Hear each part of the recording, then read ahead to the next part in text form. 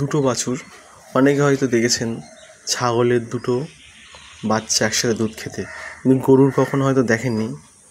এই গরুটা হচ্ছে আমাদের গরু, আর বাছুর দুটো একসঙ্গে একজনারই দুধ খাচ্ছে। এই যে ওর মা রয়েছে পিছনে, তবুও এই গরুটার দুধ একসঙ্গে দুজন খায়।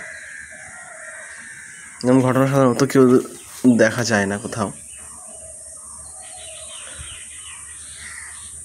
যে দুটো বাছুর একটা গরুর দুধ পান করছে।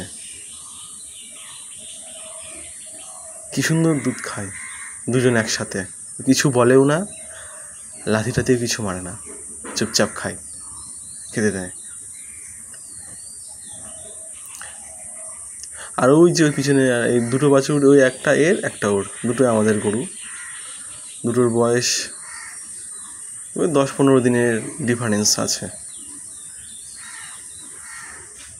কিন্তু দুধটা এর খায় বেশি, দুজনেই একসাথে খায়। এর ওইটার দুধ সেরকম হয় না। তাই এই ধারেরটা ওইটার বাছুর, ওইটা ওই ধারের বাছুর।